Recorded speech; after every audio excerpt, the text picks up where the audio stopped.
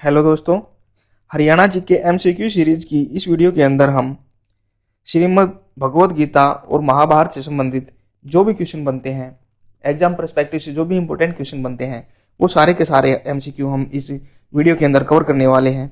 इसमें ऑप्शन इस तरह से डाले गए हैं ताकि एक एक ऑप्शन को जब हम क्लियर करते चलें तो जो भी क्वेश्चन बनेंगे वो सारे के सारे क्लियर होते चलेंगे। तो चलिए शुरू करते हैं आज की यह वीडियो। गीता की उत्पत्ति किस तिथि को हुई? जो गीता है, श्रीमद् भगवत गीता, उसकी उत्पत्ति बताना है किस तिथि को हुई है। तो इसका सही आंसर रहेगा आंसर बी, मोक्षदा एकादशी। किस तिथि को मानी जाती है? मोक्षदा एकादशी। और इसका एक अन्य नाम और है, एक नाम से और जानते हैं, जो है मार्गशीर्ष शुक्ल एकादशी। ठीक है, इसको मोक्षदा एकादशी बोलते हैं, मार्गशीर्ष शुक्ल एकादशी। इनमें दोनों में से कोई सा भी आ सकता है ऑप्शन में। तो मार्गशीर्ष शुक्ल एकादशी या मोक्षदा एकादशी, ये दोनों ही सही है। तो इस तिथि को क्या है? गीता की उत्पत्ति होती है। अच्छा, तो जो ये है देवोत्थानी एकादशी, देवोत्थानी एकादशी, इसको क्या हुआ था? ये किससे संबंधित है? जो भगवान विष्णु है, उनके जो 4 महीने का शयन काल है, 4 महीने का जो शयन काल है, उसके बाद उनकी जागने की तिथि है। क्या है? भगवान विष्णु 4 महीने के लिए जो शयन काल है, सोते हैं, उनके फिर जब जागते हैं, उनका जो जागने की तिथि है, वो तिथि क्या कहलाती है? देवोत्थानी एकादशी। निर्जला एकादशी, निर्जला एकादशी क्या है? ये कब आती है? ज्येष्ठ माह के शुक्ल पक्ष में। कब आती है? ये निर्जला एकादशी है, ये ज्येष्ठ माह है, जेठ माह बोल देते हैं हरियाणा में, उसमें शुक्ल पक्ष में आती है और सबसे कठिन मानी जाती है, सबसे कठिन एकादशी मानी जाती है। सबसे कठिन एकादशी पूछे तो कौन सी है? सबसे कठिन एकादशी है ये निर्जला एकादशी। कब आती है? ज्येष्ठ माह के शुक्ल पक्ष में। विजया एकादशी, ये किस माह में आती है?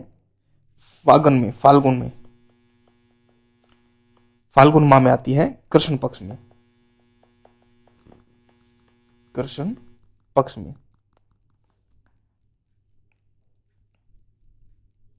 ठीक है, और गीता की उत्पत्ति कहां पर हुई थी? आप सबको पता है, कुरुक्षेत्र के मैदान में हुई थी।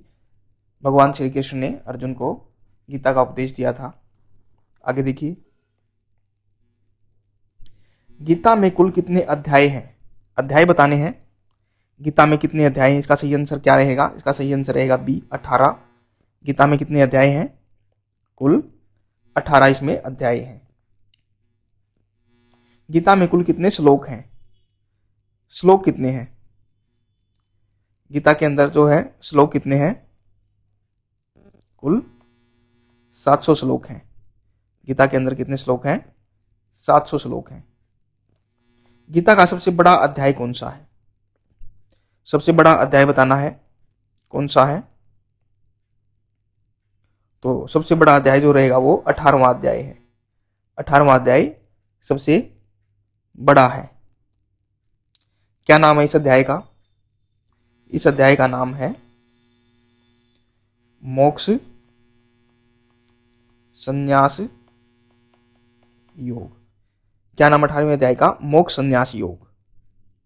मोक्ष संन्यास योग, ये क्या है?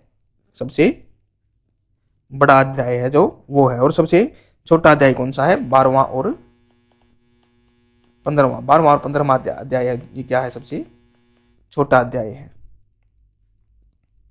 जो 11वां अध्याय है, 11वें अध्याय में क्या हुआ था? श्री कृष्ण का जो विराट रूप है वो दिखाया गया है। विराट रूप श्री कृष्ण का जो है, विराट रूप इसमें दिखाया गया है 11वें अध्याय में। आगे आ जाइए, गीता का सबसे छोटा अध्याय कौन सा है? छोटा बताना है। छोटा अध्याय कौन सा है? 12वां और 15वां अध्याय। 12वां और 15वां अध्याय जो है गीता का सबसे छोटा है। और इसका नाम, जो 12वां अध्याय है, 12वां अध्याय है, इसका नाम है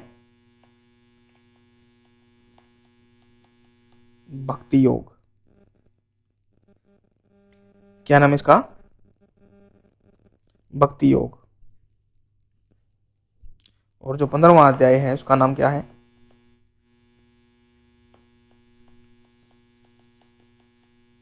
पुरुषोत्तम योग।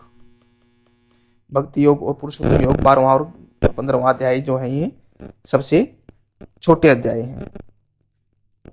जो 12वां अध्याय है इसमें कितने श्लोक है? इसमें 20 श्लोक हैं। और 15वां अध्याय है इसमें कितने श्लोक है? इसमें भी 20 श्लोक हैं। ठीक है, तो सबसे बड़ा अध्याय कौन सा हुआ? 18वां अध्याय मोक्ष संन्यास योग जिसका नाम है। और सबसे छोटा अध्याय 12वां और 15वां, इनमें 20-20 क्या है श्लोक है। 12वां अध्याय भक्ति योग और 15वां पुरुषोत्तम योग। आगे देखिए, गीता का आरंभ किस युक्ति से होता है? किस युक्ति से होता है? इसका सही आंसर क्या है? धृतराष्ट्र। किस युक्ति के साथ होता है? धृतराष्ट्र। आगे देखिए,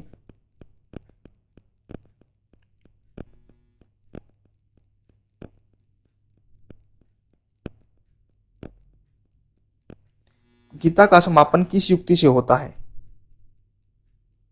समापन किस युक्ति से होता है?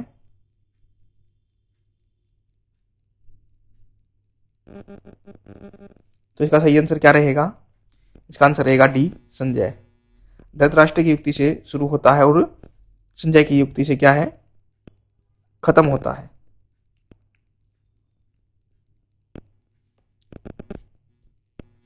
गीता के प्रथम अध्याय का नाम क्या है? गीता के प्रथम अध्याय का नाम बताना है तो इसका है विषाद योग। क्या नाम है? विषाद योग।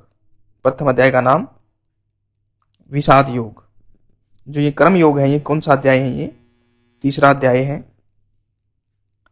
कर्म योग तीसरा अध्याय है और भक्ति योग 12वां अध्याय है। भक्ति योग हमने देखा था 12वां अध्याय, जो 12वां और 15वां जो सबसे छोटा है। श्री कृष्ण ने अर्जुन को गीता का उपदेश कितने समय में दिया था? कितने समय में दिया था श्री कृष्ण ने जो है गीता का उपदेश? तो इसका सही आंसर रहेगा, देखिए इसमें मतभेद है थोड़ा सा। ऑप्शन जो क्वेश्चन में पुट होते हैं 90 और 45 में, इसका सही आंसर 90 मिनट रहेगा। क्या आंसर रहेगा इसका? 90 मिनट। 45 और 90 मिनट के बीच का यह समय माना जाता है। 45 से 90 का सटीक आंसर 90 मिनट आ जाए तो इसको आप लगा सकते हैं।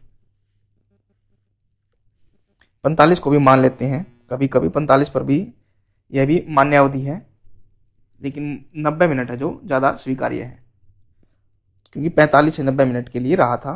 तो हो सकता है ये तो 90 मिनट मानी जाती है। आंसर अगर क्वेश्चन में आ जाए तो 90 मिनट को आप टिक कर सकते हैं। देखिए, जो जो इसमें इंपॉर्टेंट रहता है हम उसी को हम डिस्क्राइब कर रहे हैं, उस ऑप्शन को हम देख रहे हैं। श्री कृष्ण के संघ का नाम क्या है? श्री कृष्ण के संघ का नाम बताना है तो श्री कृष्ण के संघ का नाम इनमें से है पांचजन्य। पांचजन्य बहुत ही दुर्लभ संघ ये माना जाता है, पांचजन्य। अच्छा, सुघोष किसका संघ था? सुघोष नकुल का। नकुल के संघ का जानना जो नाम है वो है सुघोष। और ये जो मणिपुष्पक है ये किसका है? सहदेव का। पांचजन्य श्री कृष्ण का, ये याद कीजिएगा। नकुल का सुघोष, पांचजन्य हो गया श्री कृष्ण का, और मणिपुष्पक सहदेव का। अर्जुन के संघ का क्या नाम है? अर्जुन के संघ का नाम देवदत्त। देवदत्त। पांचजन्य हमने कर लिया किसका? श्री कृष्ण का। देखिए एक एक ऑप्शन के हम याद करते जाएंगे। पांचजन्य श्री कृष्ण का, देवदत्त किसका हो गया? अर्जुन का। देवदत्त किसका हो गया? अर्जुन का। सुघोष नकुल का और मणिपुष्पक सहदेव का। युधिष्ठिर के संघ का नाम बताना। आप युधिष्ठिर के संघ का नाम क्या है? अवंती विजय। क्या नाम हो गया? अवंती विजय। ये किसका? 5 जन्य श्री कृष्ण का। किस किसका पढ़ चुके हैं हम? अवंती विजय किसका है? युधिष्ठिर के संघ का नाम है। 5 जन्य किसका है? श्री कृष्ण का। और देवदत्त भी हमने पढ़ा किसका? अर्जुन का। देवदत्त किसका है? अर्जुन का। और जो ये सुघोष है, सुघोष हमने किनका पढ़ा था? नकुल का। और सहदेव का कौन सा? मणिपुष्पक। भीष्म के संघ का नाम, भीष्म के संघ का नाम हमें बताना है। तो क्या नाम है? पौंडरिक। पौंडरिक। अब तो याद हो ही गए होंगे। देवदत्त का, देवदत्त किसका है? अर्जुन। अवंती विजय युधिष्ठिर, पौंडरिक भीष्म और सुघोष नकुल। मणिपुष्पक सहदेव। 5 जन्य श्री कृष्ण। नकुल के संघ का नाम, नकुल के संघ का नाम हो गया सुघोष। सहदेव के संघ का नाम मणिपुष्पक। पौंडरिक, पौंडरिक किसका था? पौंडरिक किसका था? भीम का। भीष्म का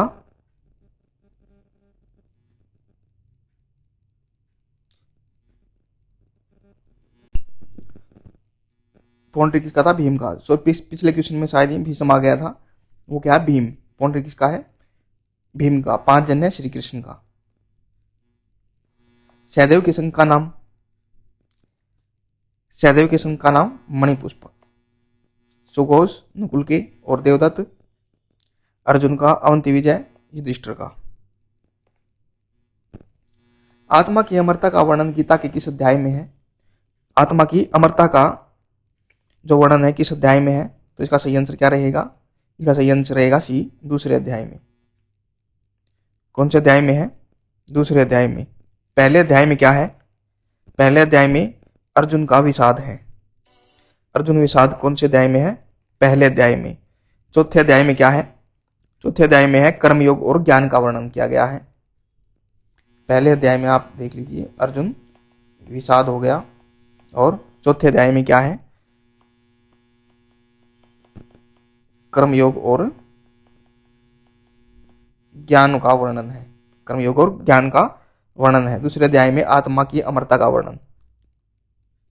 आत्मा की अमरता का वर्णन किसमें है? दूसरे अध्याय में। नाम क्या है इसका? दूसरे अध्याय का सांख्य योग। सांख्य योग दूसरे अध्याय का नाम है। इसमें क्या है? आत्मा की अमरता का वर्णन किया गया है। श्री कृष्ण ने जो है आत्मा को अमरता का ज्ञान विस्तार से दिया है। आत्मा की अमरता का ज्ञान क्या है? श्री कृष्ण ने दिया है अर्जुन को आत्मा की अमरता का ज्ञान। और तीसरे अध्याय में कर्मयोग। तीसरे अध्याय में भी क्या है? कर्मयोग का वर्णन है। ये जरूरी हमने लिए हैं, इसमें आप याद कीजिएगा इनको। यदा यदा हि धर्मस्य श्लोक का किस अध्याय में है?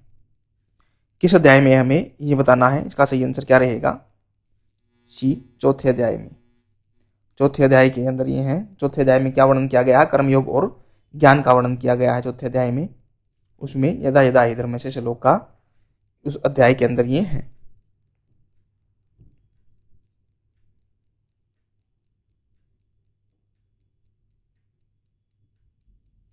आगे देखिए,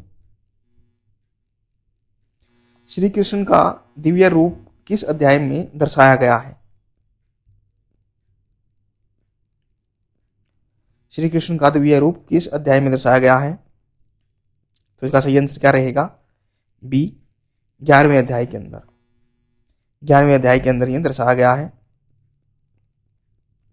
10वें के अंदर श्री कृष्ण जो अपनी विभूतियों का वर्णन करते हैं। अच्छा, 11वें अध्याय में विराट रूप दर्शन ये योग है। विराट रूप दर्शन योग इसका अध्याय का नाम है। श्री कृष्ण जो अर्जुन को अपना विराट रूप दिखाते हैं। गीता में मोक्ष को क्या कहा गया है? गीता में मोक्ष को क्या कहा गया है?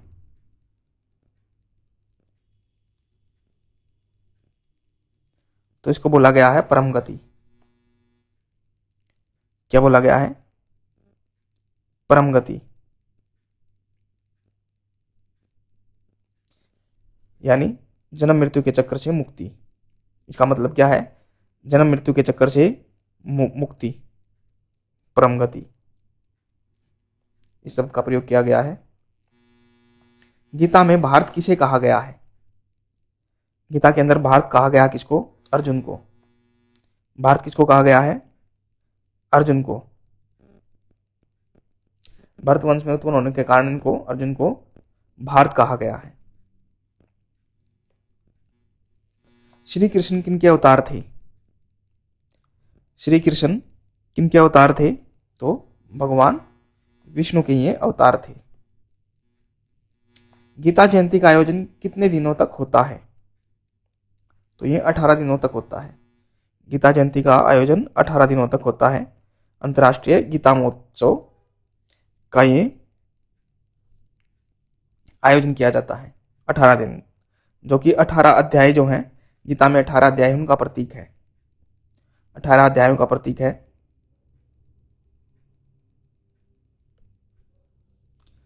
अच्छा, महाभारत का युद्ध था वो भी 18 दिन तक चला था, 18 दिन। और गीता में जो अध्याय हैं वो भी 18 दिन, 18 अध्याय हैं। इसका ये प्रतीक माना गया है, इसलिए 18 दिनों तक क्या है, गीता जयंती का आयोजन किया जाता है। कभी कभी यह कम ज्यादा भी हो सकते हैं, जरूरी नहीं है कि 18 ही हो, लगभग 18 ही मान के चलते हैं। आगे देखिए, गीता जयंती का आयोजन कहाँ होता है? कहां पर होता है गीता जयंती का? आप सबको पता है इसका? ज्योतिषर सरोवर, कुरुक्षेत्र।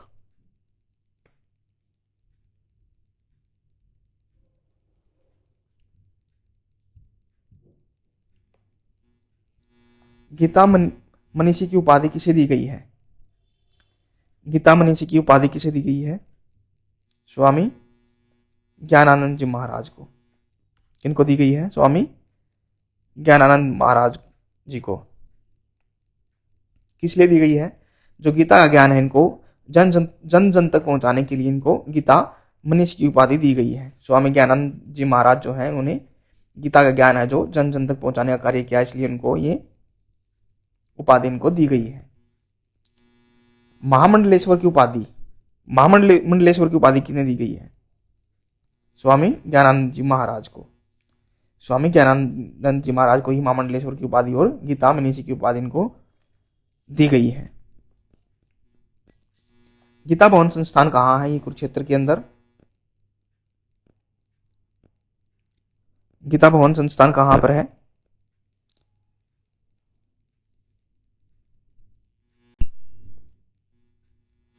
गीता भवन संस्थान का निर्माण किसने करवाया था? तो इसका सही आंसर क्या रहेगा? ए, जुगल किशोर बिरला ने। जुगल किशोर बिरला ने। किस मंदिर की दीवारों पर गीता के 18 अध्याय लिखे गए हैं?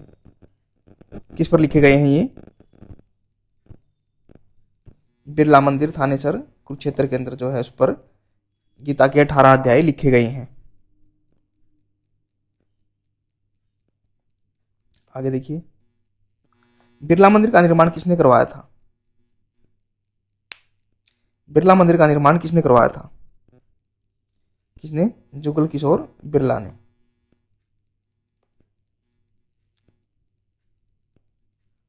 तो दोस्तों, आज की इस वीडियो के अंदर हमने महाभारत के ऊपर और श्रीमद् भगवद गीता के ऊपर जो भी एमसीक्यू बनते हैं इंपॉर्टेंट, वो सारे के सारे हमने कवर किए। वीडियो आपको अगर पसंद आती है तो लाइक शेयर कीजिए, चैनल को सब्सक्राइब कीजिए। इसी तरह मिलते हैं नई वीडियो में नए टॉपिक के साथ। धन्यवाद।